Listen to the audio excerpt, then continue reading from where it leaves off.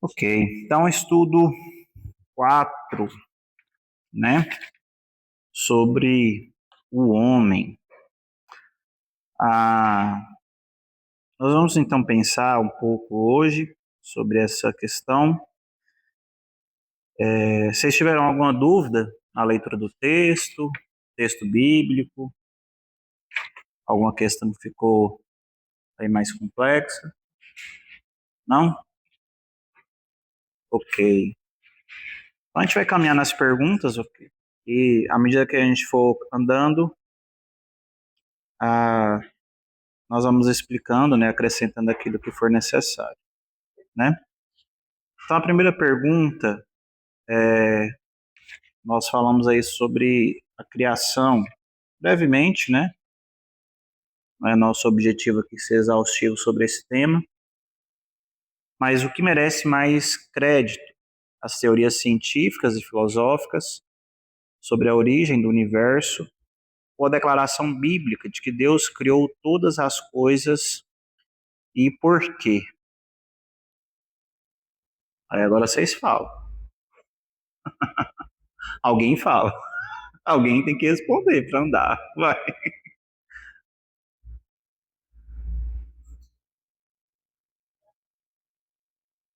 Sim.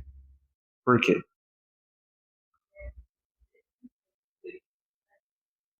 É, sim. Isso.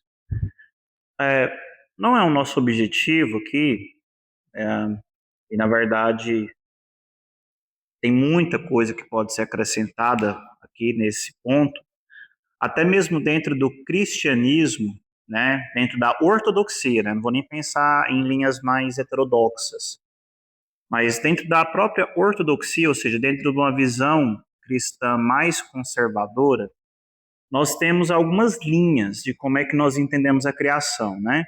Hoje, no meio presbiteriano, no meio reformado, talvez o proponente, né, a pessoa que mais tem gastado tempo pensando nesse tema, ele é um presbítero, né? Ele é professor no Mackenzie, em São Paulo, né? Ele é cientista, né? Mas ele também é um presbítero da nossa igreja, ele é presbiteriano, se chama Marcus Eberlin, né? Se você tiver a curiosidade, depois você pode colocar lá, né, no YouTube, Marcus Eberlin, que ele vai tratar disso cientificamente, certo?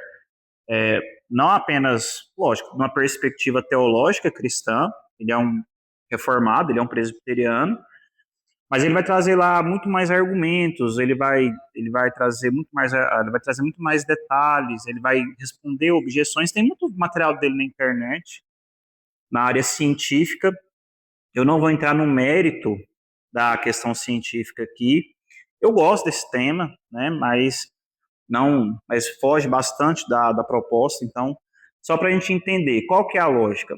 Nós temos algumas linhas, né? Nós temos criação terra antiga, criação terra jovem, nós temos um evolucionismo teísta, nós temos várias linhas dentro do cristianismo que vão trazer respostas a isso. Então, nós temos que entender que existe uma gama de respostas, porque nós estamos lidando com um período que está muito distante de nós, né, quando a gente fala da criação do universo, né, então, e a Bíblia mesmo não traz grandes preocupações em relação a isso, ela traz a verdade, Deus é o criador de todas as coisas, o criador de todas as coisas, a Bíblia ela é muito sucinta nesse sentido, e um dos argumentos teológicos que mais reforçam a necessidade do Criador, que eu acho que é o que tem de ponto comum em todas as visões cristãs, é um argumento que ele é lá do século.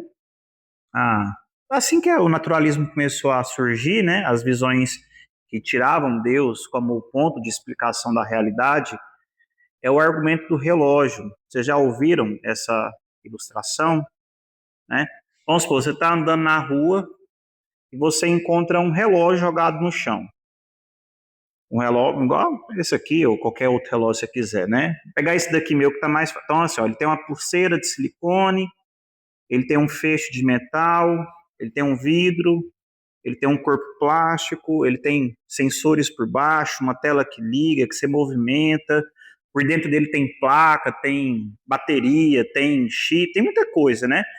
Quando você olha para isso aqui, você não fala assim, nossa, esse relógio deve ter surgido espontaneamente de uma explosão e os elementos se organizaram até que isso aqui surgisse do nada. Por quê? Porque não faz sentido. A complexidade, a diversidade de materiais, a diversidade que é necessária para você ter um relógio que funciona. E quando a gente vai para a própria criação, nós vemos que essa complexidade é muito maior. O corpo humano é muito mais complexo que um relógio, por exemplo, certo? Então, qual que é o argumento? Se existe algo complexo e ordenado, nós necessariamente precisamos ter alguém por trás que organiza e ordena.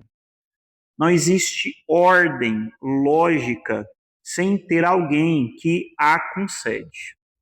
Então, teologicamente, esse é o ponto comum, certo? Como é que essa ordem vai se estabelecer? Aí nós temos algumas linhas: criação terra antiga, criação terra jovem, o evolucionismo teísta. Não é a minha preocupação aqui, então se você tiver curiosidade, eu posso te indicar materiais para você ler, pesquisar, se aprofundar, mas o ponto central é esse, ok? E nós temos que entender. Ok até aqui? Então, seguindo, né, a pergunta 2, ela vai já, estamos fugindo dessa questão mais genérica, nós pensamos mais especificamente na questão da criação do homem, né? E a pergunta 2, em que consiste a imagem e semelhança de Deus no homem, né? O que quer dizer eu sou alguém criado à imagem e semelhança de Deus?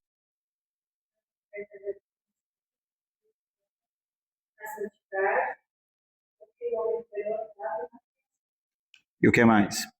Você colocou os aspectos restritos, não está errado.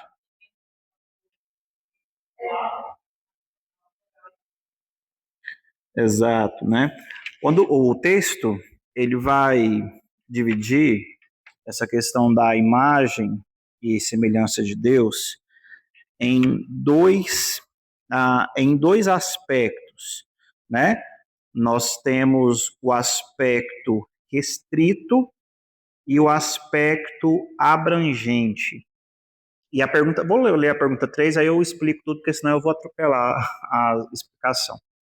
O homem ainda é a imagem e semelhança do Criador, e por quê?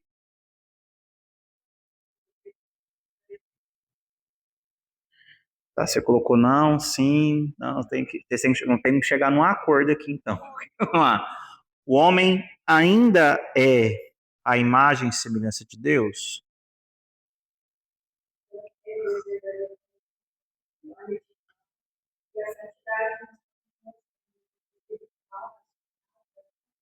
Isso, tá.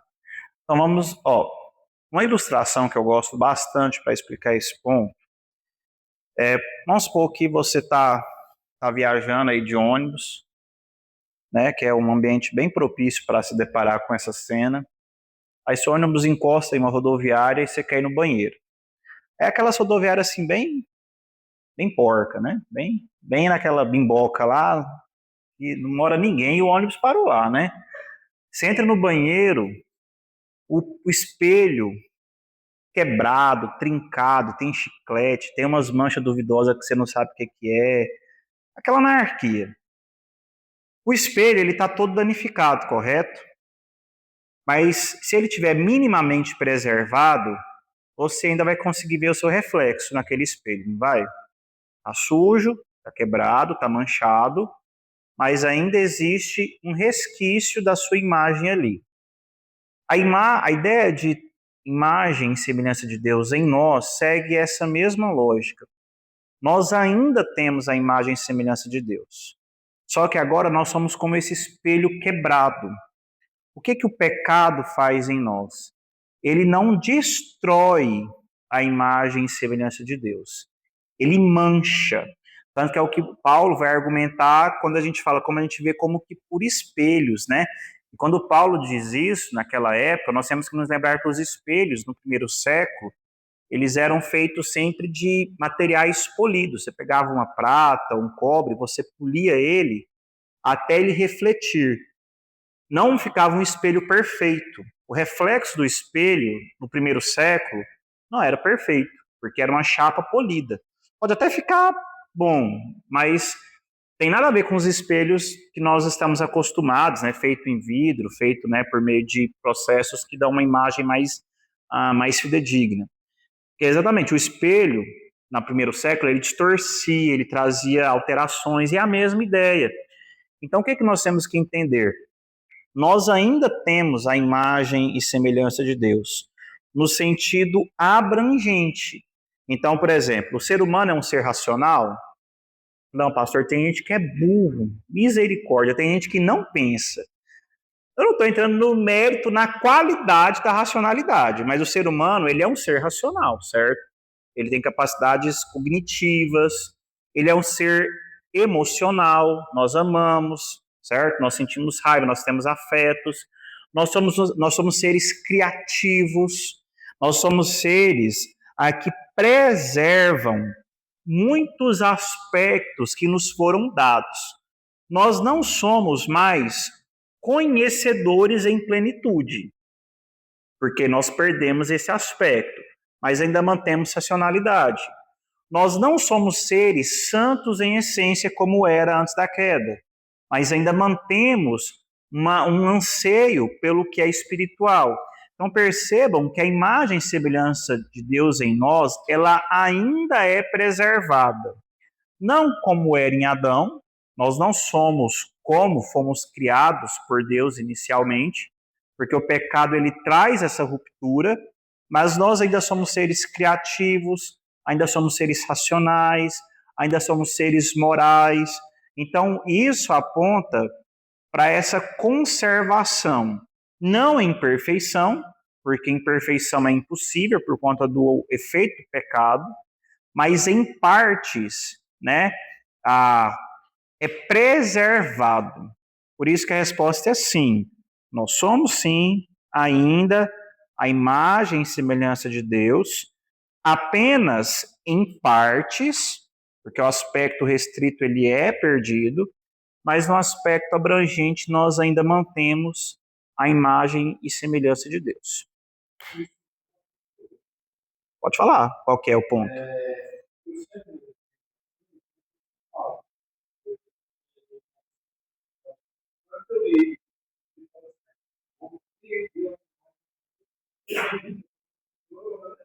Não, você não perdeu. Você. Ó, o que nós podemos, até pensando, a gente pode pedir para que Deus ele restaure essa imagem em nós. Em novos céus e nova terra, essa imagem ela vai ser plenamente restaurada.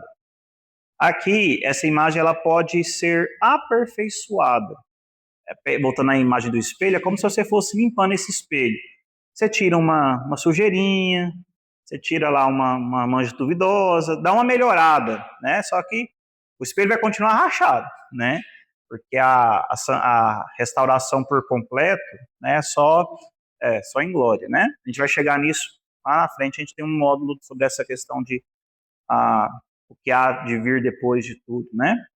Mas só para os irmãos entenderem, então, não é errado você pedir para Deus, restaure, não é errado. O processo de santificação é isso. É a gente, por meio da ação do Espírito Santo, né, cada vez mais negar o nosso velho homem e ser mais parecido com quem nós deveríamos ser. Então, o processo de santificação é sim um processo de ter essa imagem de Deus restaurada em nós. Então, não é errado você pedir para que Deus renove dentro de nós ou, né, fortaleça em nós a sua imagem, a sua semelhança.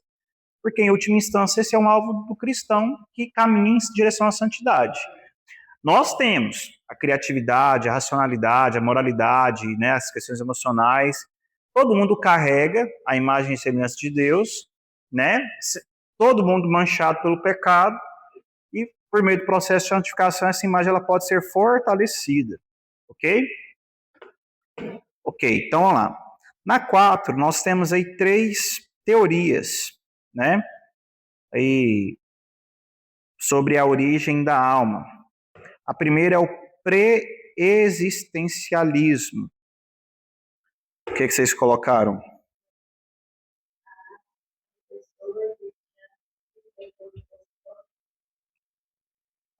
Criacionismo e o traducionismo.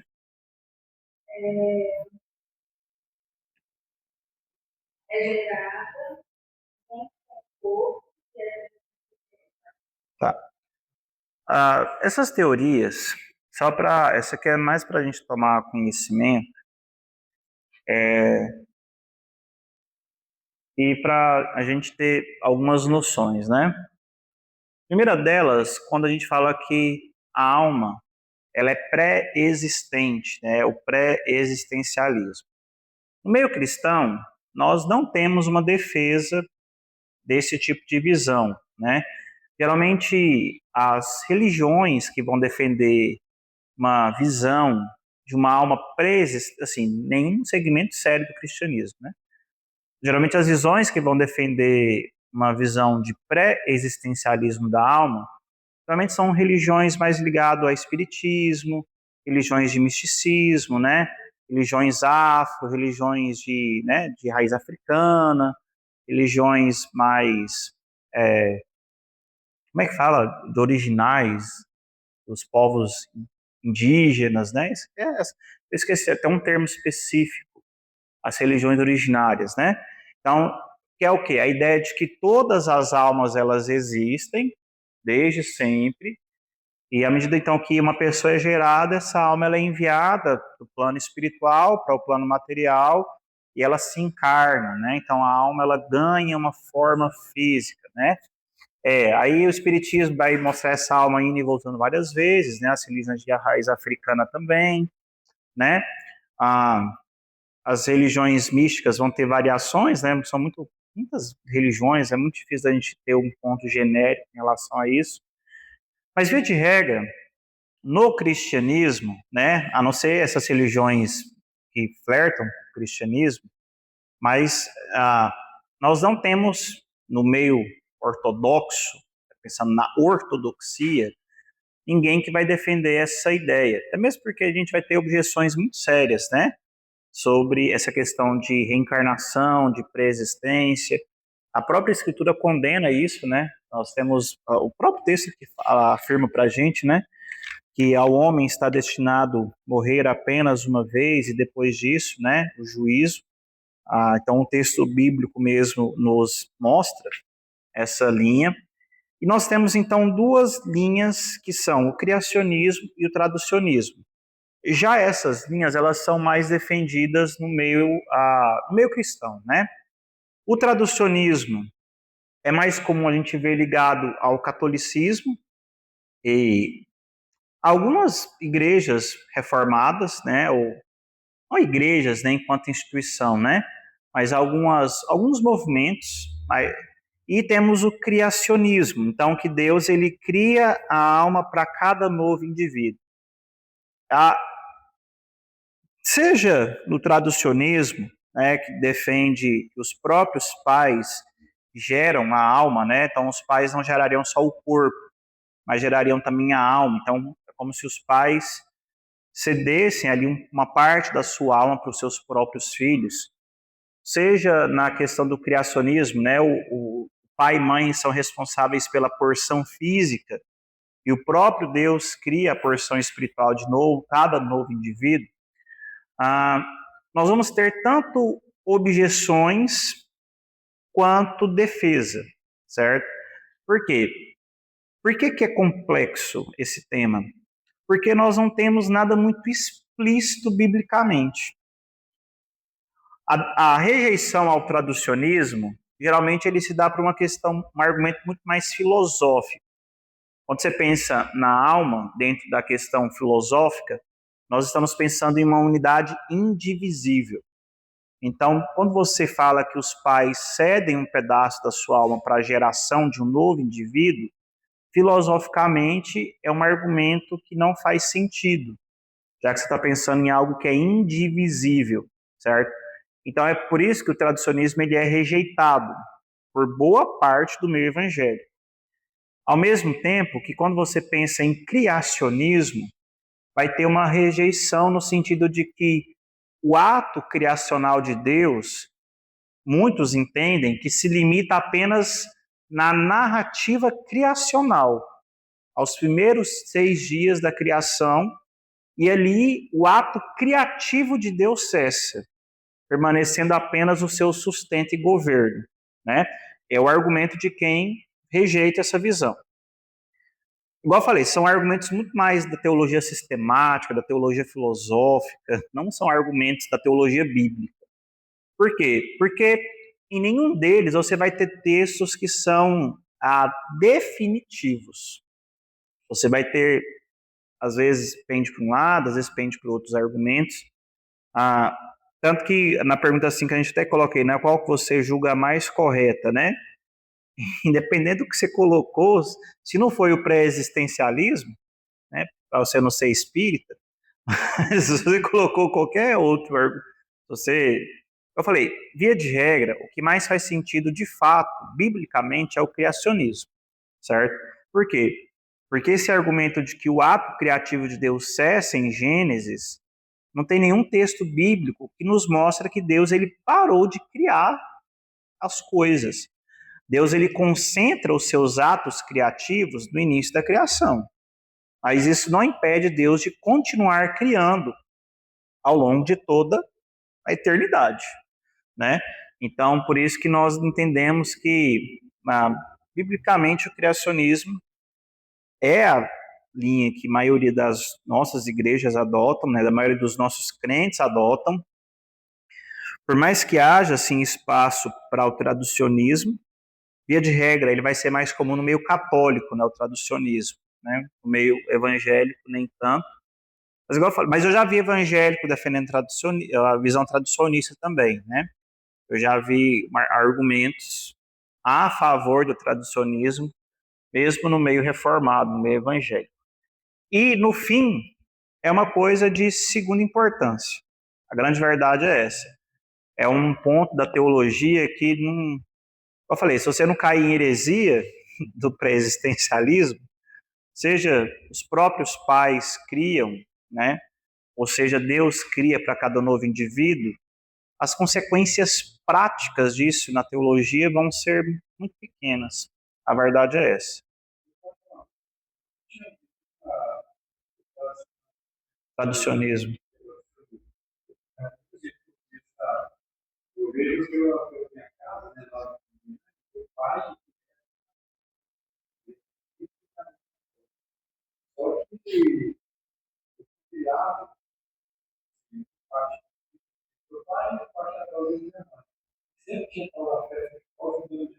Aham,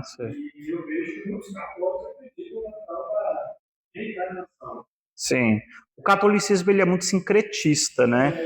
O catolicismo ele absorve muito, é, assim, se você já viajou para Bahia, o catolicismo na Bahia parece mais, não, é forte.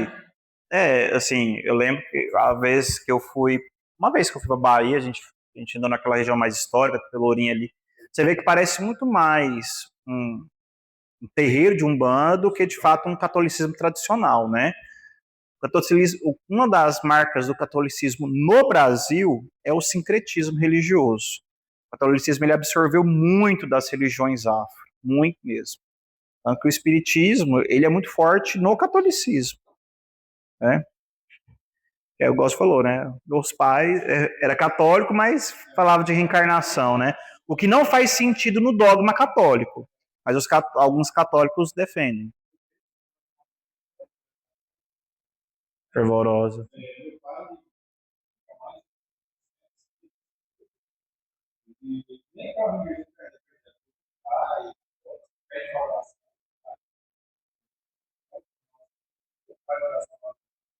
Sim.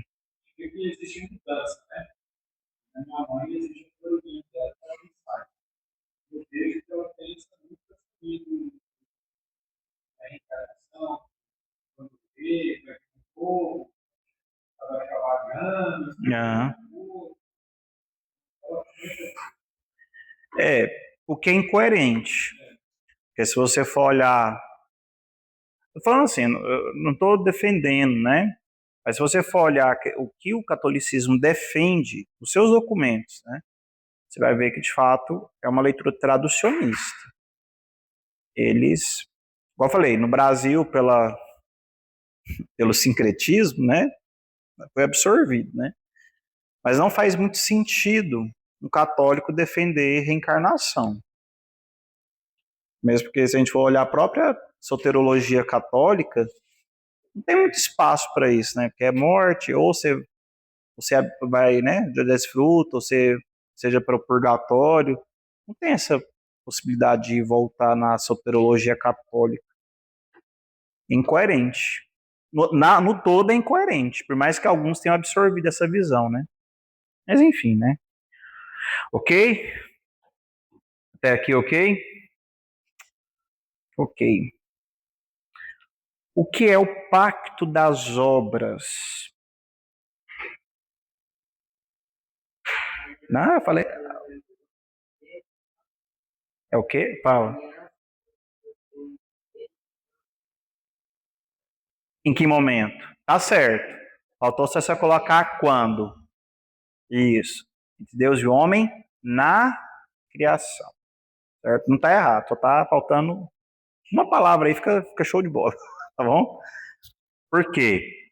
Quando Deus cria o homem, né, lá em Gênesis, se você se lembra lá da narrativa bíblica, né, lá em Gênesis, no capítulo 2, Deus coloca o homem, lhe entrega o governo de todas as coisas, tudo pertencia a ele, e lhe foi posta uma única restrição: você pode comer de tudo, mas da árvore do conhecimento do bem e do mal você não comerá, porque no dia em que você comer dela, certamente você morrerá. Essa estrutura simples, né, que então tem alguém que está numa posição de autoridade, Deus, alguém que está numa posição de vassalo, que é o homem, existem os termos do pacto, a proibição de comer do fruto, e existem as bênçãos, a vida, e existe a maldição, a morte. Essa estrutura na literatura antiga é só para os irmãos entenderem. Então, por que a gente chama isso de um pacto? Nós temos que entender que antigamente não se tinham os cartórios, né? Você não ia num cartório registrar a firma lá há 5.000 anos antes de Cristo, né? Vamos colocar aí. Por quê? O que existia eram os pactos entre as partes.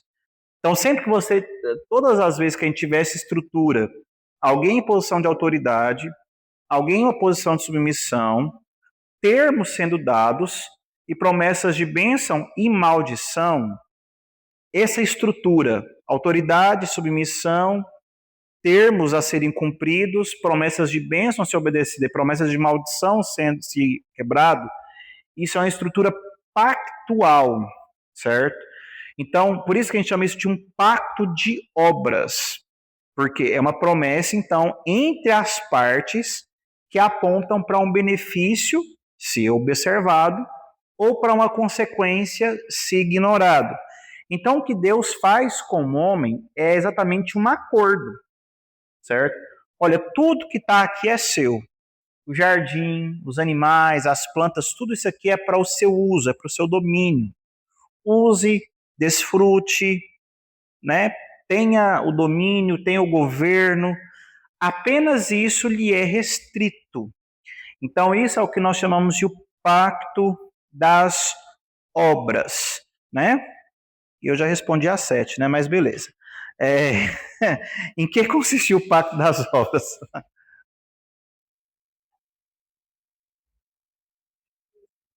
Eu já acabei de responder. O que eu acabei de responder? Fala aí.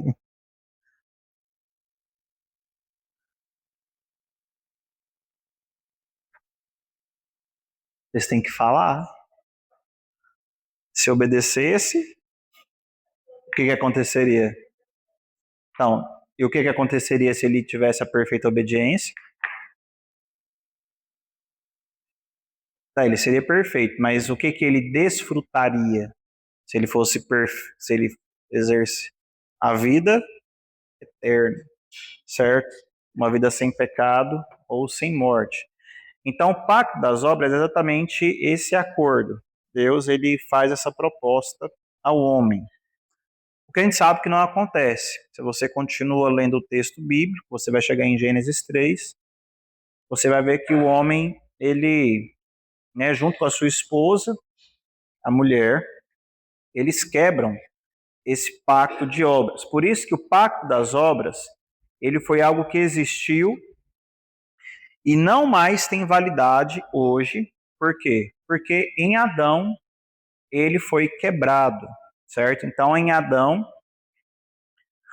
nós vemos a desobediência. Deus fez um termo e Adão desobedeceu, certo? Ele come da árvore do conhecimento do bem e do mal, ok? E a 8, por que somos responsáveis pelo pecado de Adão? Não, como assim? Ele é nosso representante. Mas não foi eu que pequei. Hã? Ah, que herança. Mas por quê? Não foi eu que pequei, foi Adão. Ó, essa aqui talvez seja o ponto mais importante que vocês têm que entender hoje de tudo, essa pergunta. Por isso que eu estou apertando ela um pouquinho mais. Olha só, um dos grandes questionamentos que nós vamos encontrar ao cristianismo, quando a gente fala sobre pecado, é exatamente esse ponto, né? Por que que eu, Guilherme, aqui em 2026, não conheci Adão, sei lá quem que foi esse homem, não estava no Éden, ele pecou porque ele quis, o problema é dele. Por que que eu tenho que ser responsabilizado por algo que eu não fiz? Porque se Adão pecou, o problema é dele, certo? Não é meu. Não foi eu que pequei.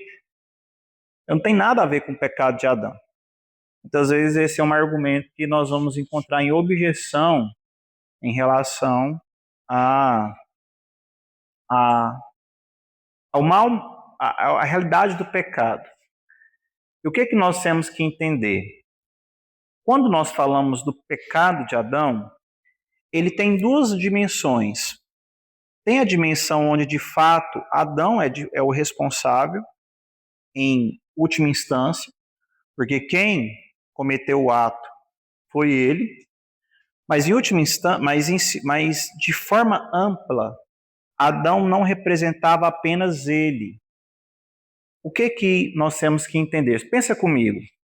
Vamos supor, hoje, o presidente do Brasil, né? A gente está vendo essas guerras aí, né? Os conflitos lá na Europa, né? Os Estados Unidos invadindo o Irã, a Venezuela aqui. Vamos supor que, por algum motivo, o presidente do Brasil resolva entrar em algum desses conflitos, né? O Brasil resolva militarmente se envolver nos conflitos que têm acontecido. Então, o Brasil declara guerra contra os Estados Unidos, certo? Aí você fala assim, gente, o presidente é doido, eu não concordo com ele, isso é um absurdo, né? Não faz sentido. Ok, você pode ter essa opinião. Só que se o representante da nação declara guerra contra uma nação, você, brasileiro, por força da lei, está em guerra contra aquela nação. Por quê? Porque o seu representante legal, em um ato simbólico e representativo, colocou toda a nação em conflito contra outra nação. Por quê?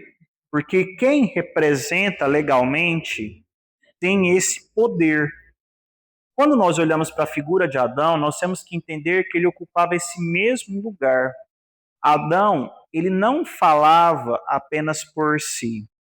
No sentido restrito, ele pecou porque ele comeu do fruto da árvore do conhecimento do bem e do mal.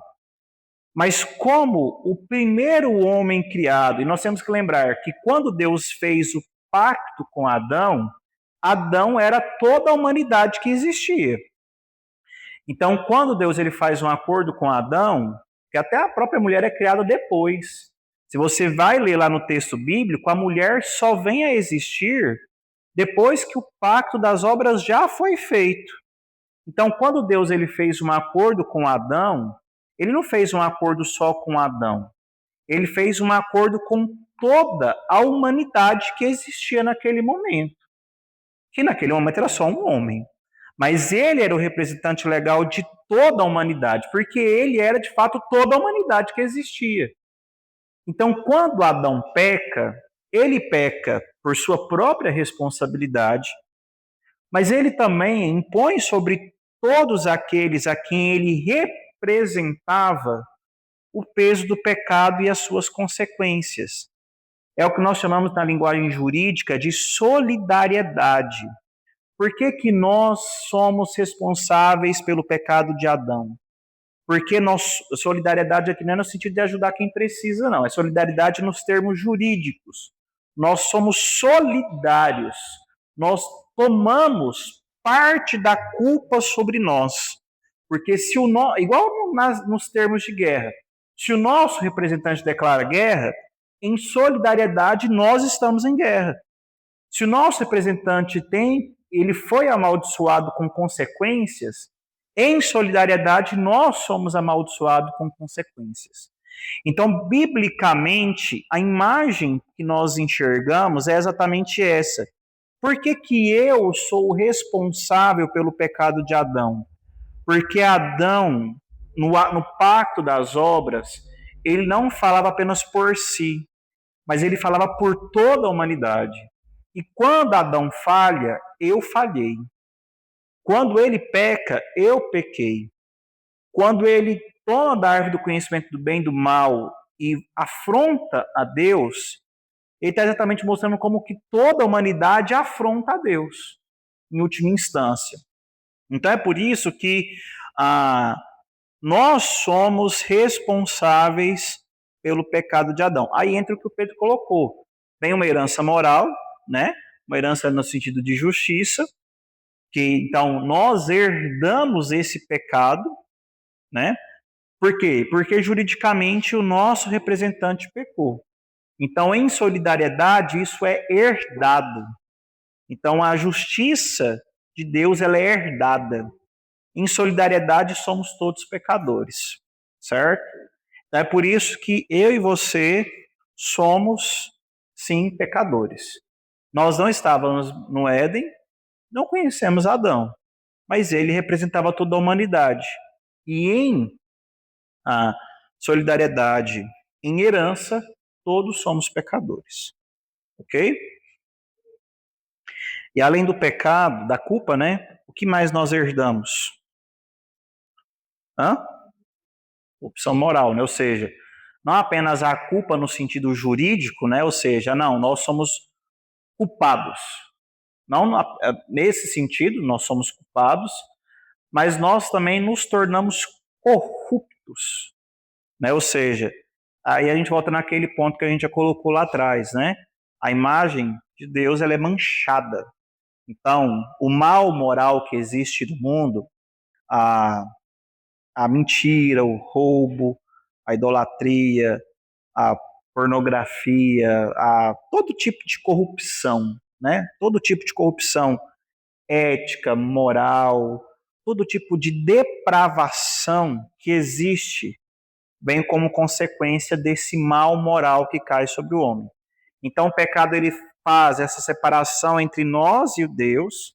Então juridicamente nós somos culpados e ele também impõe sobre nós uma corrupção. Somos culpados porque o nosso representante pecou, então já nascemos em pecado, é o que Davi vai declarar para a gente lá no Salmo 55, né? O Salmo 55, não, Salmo 51, versículo 5, né? Nasci em iniquidade e em pecado me concebeu a minha mãe, ou seja, até um nenenzinho recém-nascido já é um mini pecador, né? já nasce, né? E é só você falar assim, não, pastor, não é. Ou tenham filhos, vocês vão ver que é pecador sim.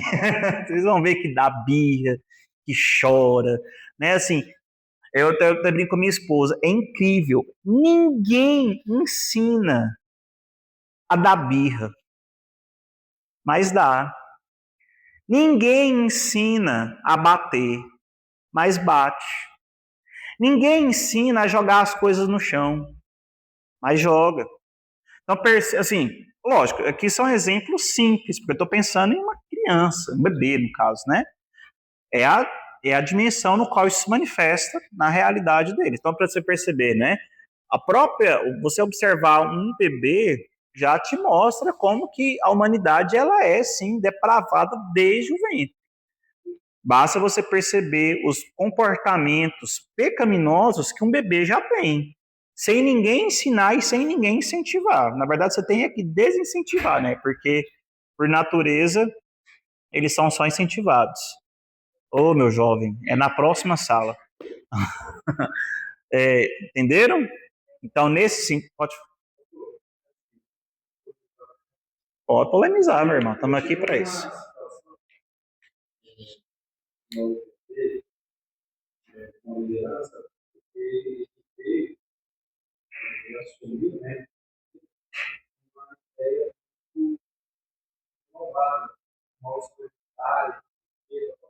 Aham, sim.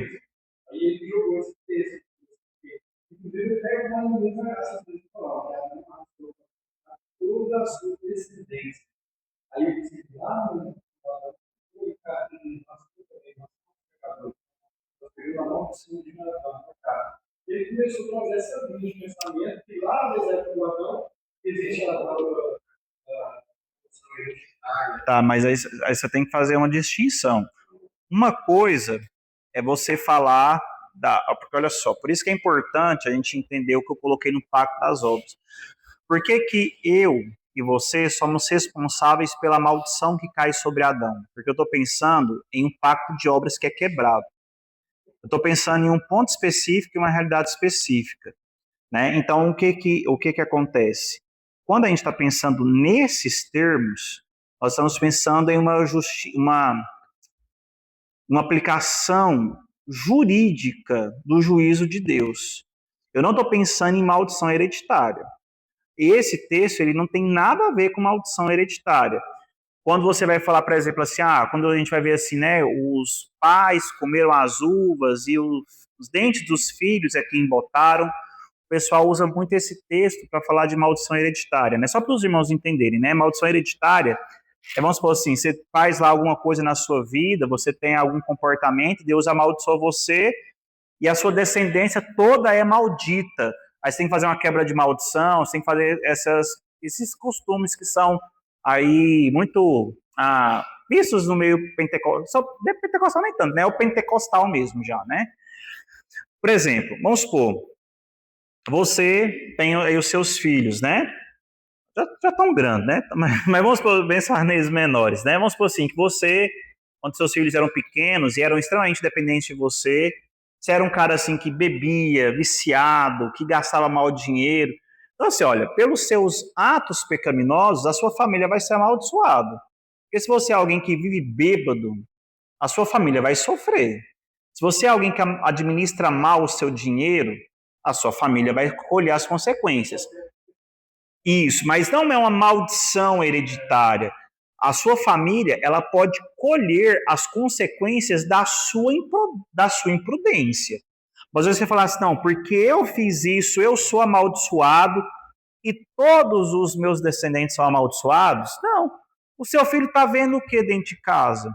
Se o seu filho vê você sendo um alcoólatra, a tendência é que ele também reproduza esse comportamento.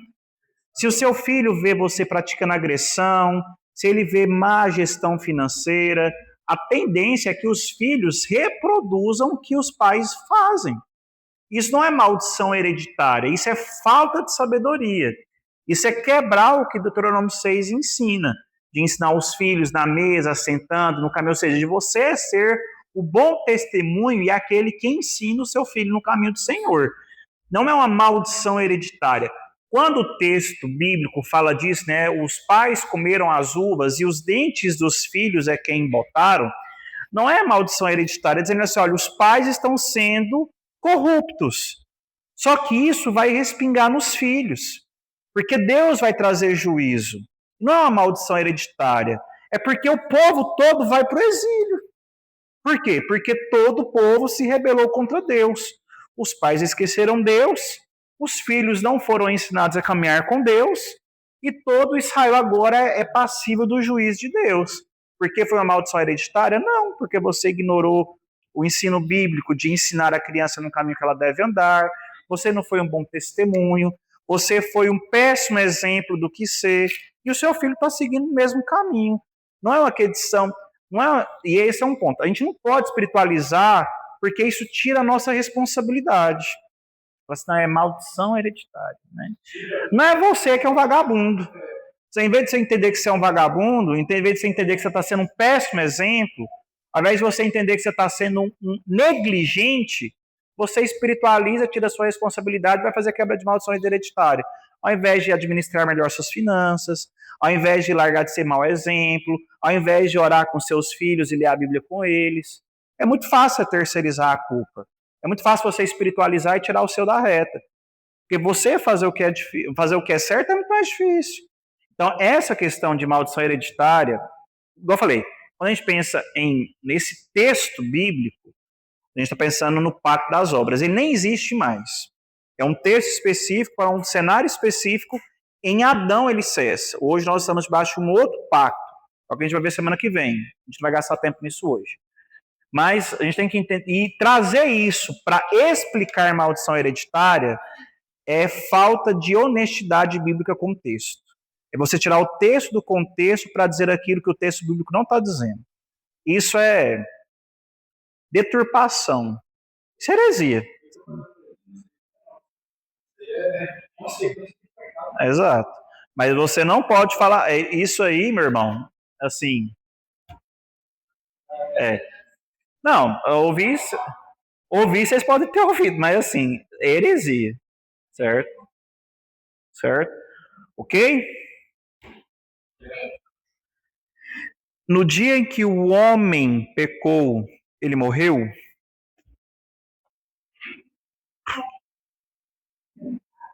O bom é que vocês balançam a cabeça, assim.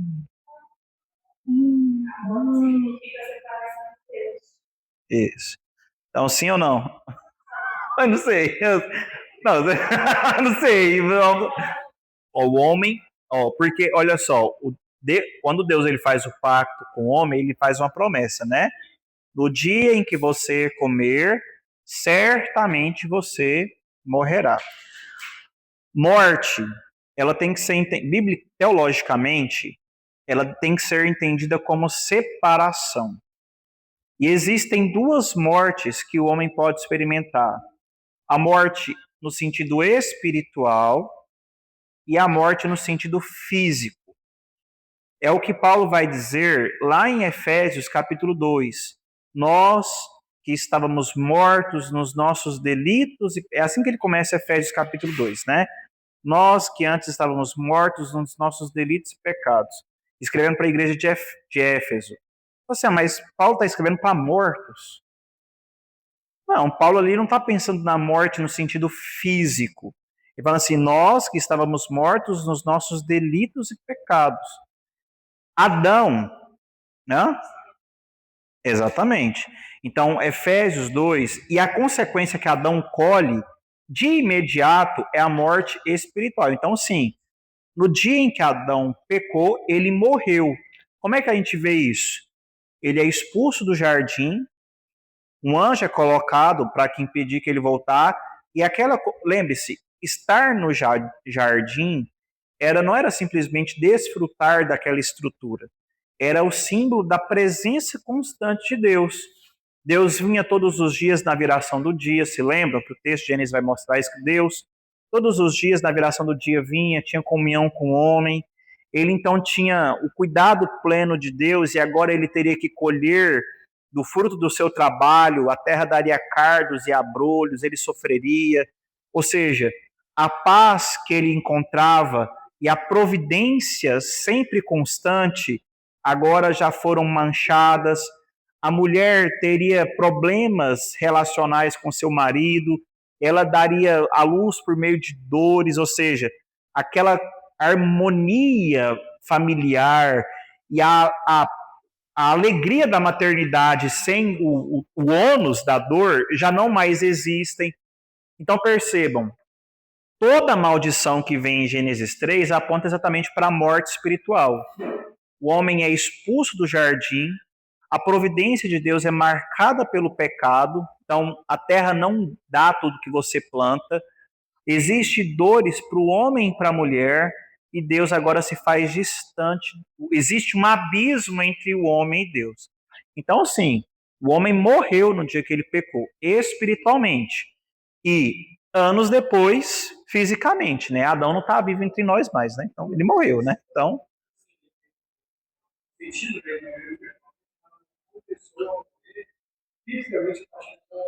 isso. A morte passa a ser uma realidade, mas quando ele peca, ele morre, né? Espiritualmente falando. Ok?